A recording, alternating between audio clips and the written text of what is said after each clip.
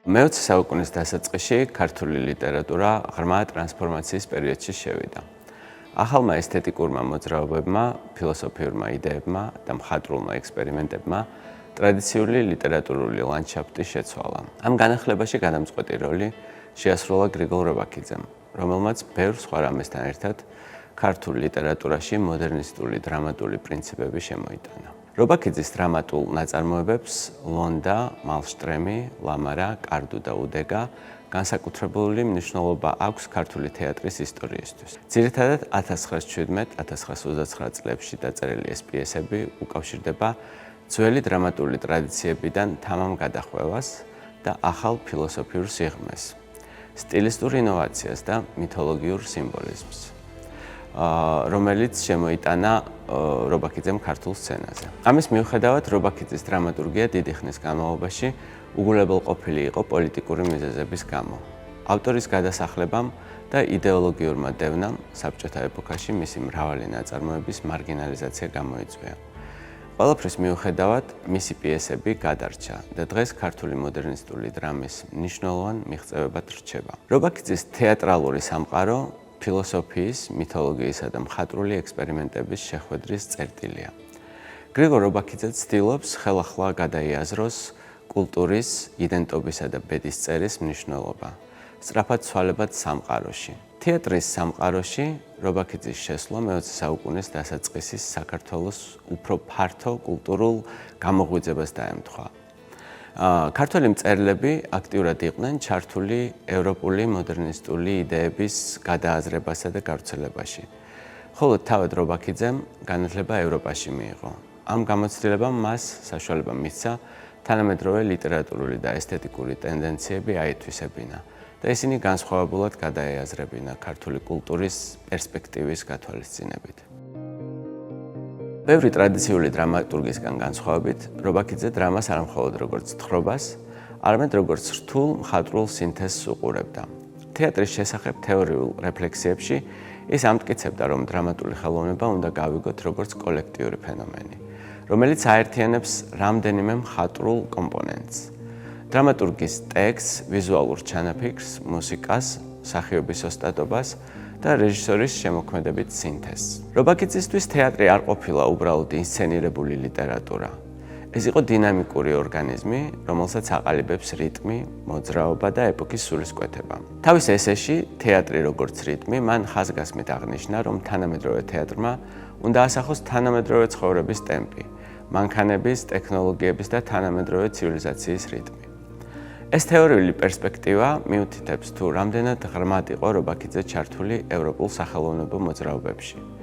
მისი შემოქმედება აშკარად ავლენს კავშირს ექსპრესიონიზმთან, განსაკუთრებით გერმანელი დრამატურგების გეორგ კაიზერისა და ფრანც ვერფელის შემოქმედებასთან, რომლებსაც ის ინტენსიურად სწავლობდა. თუმცა რობაქიძე არა მხოლოდ ევროპული მოდელებით იყო დაინტერესებული. ის ცდილობდა მოდერნისტული ესთეტიკის ინტეგრირებას ქართულ მითოლოგიასთან, ფოლკლორთან და სულიერ ტრადიციებთან. ამ სინთეზმა მის დრამას გამორჩეული და ორიგინალური ხასიათი მიანიჭა. რობაქიძის დრამატურგიის ცენტრში მდიდარი ფილოსოფიური და მითოლოგიური სამყაროა. თემა მეორდება და მისი მხატვრული მსოფლმხედველობის საფუძველს ქმნის. რობაქიძის შემოქმედების ერთ-ერთი ცენტრალური იდეა უძველესი წარმართული ტრადიციების ქრისტიანულთან მორიგებაა. ისტორიულად აღმოსავლეთსა და დასავლეთს შორის არსებული ქართული კულტურა ინარჩუნებდა ორივე რელიგიურ სამყაროს ელემენტებს. რობაქიძე ამ ორმაგ მემკვიდრეობის არა წინააღმდეგობად, არამედ შემოქმედებითი ენერგიის წყაროდ მიიჩნევდა. მისი პიესები ხშირად აცოცხლებს უძველეს რიტუალებს, წმინდა სიმბოლოებს და მითოლოგიურ არქეტიპებს, ამავდროულად ასახავს ქრისტიანულ ზნეობრივ იდეებს. ეს სინთეზი ქმნის სიმბოლურ სამყაროს, სადაც თანაარსებობენ უძველესი ღმერთები, მისტიკური ძალები და ადამიანის მორალური ბრძოლა. რობაქიძე ლიტერატურას ქართული ეროვნული იდენტობის შესწავლის საშუალებად მიიჩნევდა. მისი დრამები ხშირად ეხებოდა ისეთ საკითხებს, როგორიცაა ქართველი ხალხის სულიერება, საქართველოს როლი აღმოსავლეთისა და დასავლეთის კულტურების გზაჯვარედინზე, როგორ უნდა გადარჩეს ეროვნული იდენტობა სწრაფი მოდერნიზაციის პროცესში არსებულ სამყაროში. მითოლოგიური მოტივებისა და ისტორიული სიმბოლიზმის მეშვეობით რობაქიძე ცდილობდა მსოფლიო ცივილიზაციაში საქართველოს კულტურული მისიის უფრო ფართო ხედვის ჩამოყალიბებას. რობაქიძის შემოქმედებაში კიდევ ერთი მთავარი ფილოსოფიური მოტივია ამორ ფატის, ანუ ბედის სიყვარულის კონცეფცია. ფრიდრიხ ნიშჩეთის შთაგონებული რობაქიძე ბედისწერას არა ტვირთად, არამედ შემოქმედებით ძალად მიიჩნევდა, რომელიც ადამიანის არსებობას აყალიბებს. ეს იდეა არაერთხელ ჩნდება მის ნაწერებსა და დრამატულ ნაწარმოებებში, სადაც პერსონაჟები ხშირად აწყდებიან გარდაუვალ კონფლიქტებსა და ტრაგიკული ბედისწერის წინაშე აღმოჩნდებიან. ბედისწერის წინააღმდეგობის ნაცვლად რობაქიძის გმირები მას უფრო დიდი კოსმიური წესრიგის ნაწილად მიიჩნევენ. მის დრამატულ ნაწარმოებებში ერთ-ერთი ყველაზე თვალსაჩინო ინოვაცია ძლიერი მითიური ქალების ფიგურების შექმნაა.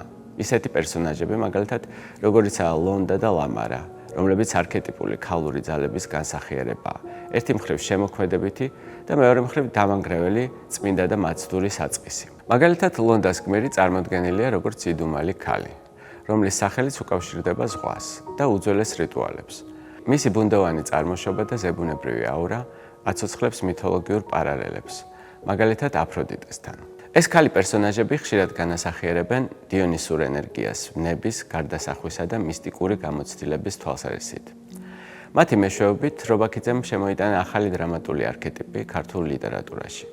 ტრაგიკული და წინასწარმეტყველი ქალის სახე, რომელიც არღვევს სოციალურ წესრიგს და უფრო ღრმა ეგზისტენციალურ ჭეშმარიტებებს ავლენს. რობაქიძის დრამები ასევე მოიცავს ძლიერ დიონისურ ელემენტებს, რიტუალურ მსხვილშეწირვას, ექსტაზურ გამოცდილებას და მისტიკურ ტრანსფორმაციებს. ეს მახასიათებლები აკავშირებს მის ნაწარმოებებს უძველეს რელიგიურ ტრადიციებთან და თანამედროვე ფილოსოფიურ იდეებთან, ადამიანის არსებობაში არსებული ირაციონალური ძალების შესახებ. მაგალითად, ლამარაში გვთავაზობს ქართული ფოლკლორისა და ვაჟა-ფშაველას შემოქმედების მოტივების ხელახალ ინტერპრეტაციას. დრამა სულიერი ინიციაციის, ცდუნებისა და მსხვერპლის თემებს იკვლევს და პერსონაჟის თავგადასავალს მისტიკურ განსაცდელად წარმოადგენს, რომელიც განწმენდამდე მიდის. კიდევ ერთი დრამატული თემა ჩნდება პიესაში „მალშტრემი“, რომელიც თანამედროვე ცივილიზაციის კრიზისის მიმართ რობაქიძის შეშფოთებას ასახავს. პიესა ქაოსით, რევოლუციებითა და მორალური დეზორიენტაციით სავსე სამყაროს ასახავს, რაც მე-20 საუკუნის დასაწყისის მღელვარე პოლიტიკური და კულტურული კლიმატის ანარეკლია. სიმბოლური სცენებისა და ფრაგმენტული თხრობითი სტრუქტურების მეშვეობით დრამა თანამედროვე საზოგადოების სულიერ გამოფიტვას და ბუნებასთან და ყოფიერებასთან უფრო ავთენტური კავშირის ძიებას ასახავს. რობაქიძის შემოქმედების სრულად გაგება შეუძლებელია მისი უფრო ფართო ლიტერატურულ მიმდინარეობებთან კავშირის გათვალისწინების გარეშე. ეს მჭიდრო კავშირში იყო ქართულ მოდერნიზმთან და ინტელექტუალურ კავშირებს ინარჩუნებდა ისეთ ჯგუფებთან, როგორიცაა ცისფერყანწელები, პოეტების წრე, რომლებიც ქართული ლიტერატურის მოდერნიზაციას ცდილობდნენ. მიუხედავად იმისა, რომ რობაქიძე ფორმალურად არ ეკუთვნოდა ამ ჯგუფს, მან მნიშვნელოვანი გავლენა მოახდინა მის წევრებზე, თავისი ფილოსოფიური იდეებით, ესთეტიკური პრინციპებითა და ლიტერატურული ავტორიტეტით. მისი დრამატული სტილი ასევე ასახავს ევროპული მოდერნისტული მოძრაობების გავლენას, როგორიცაა მაგალითად ექსპრესიონიზმი, თავისი ემოციური ინტენსივობითა და სიმბოლური სახეებით, სიმბოლიზმი, რომელიც თვალსაჩინოა მითოსური მოტივებისა და არქეტიპული პერსონაჟების გამოყენებით, ფილოსოფიური მოდერნიზმი, განსაკუთრებით ნიშჩეს და სხვა ევროპელი მოაზროვნეების იდეების გამოყენებით. ამის მიუხედავად, რობაქიძის შემოქმედების ორიგინალურობა გულისხმობს დასავლური ტენდენციების შერწყმას ქართულ კულტურულ ტრადიციებთან. მისი პიესები აჩვენებს, რომ მოდერნიზმი საქართველოში იყო არა მხოლოდ დასავლური მოდელების იმიტაცია, არამედ შემოქმედებითი დიალოგი ევროპულ ფილოსოფიასა და ეროვნულ მითოლოგიას შორის. დღესდღეობით აღიარებულია, რომ გრიგოლ რობაქიძის დრამატურგიამ მნიშვნელოვანი წვლილი შეიტანა ქართული ლიტერატურული მოდერნიზმის განვითარებაში. მისმა პიესებმა შემოიტანა ახალი დრამატული ფორმები, გააფართოვა ქართული თეატრის ფილოსოფიური სიღრმე და შექმნა მითოლოგიის ეროვნული იდენტობისა და მოდერნისტული ესთეტიკის უნიკალური სინთეზი.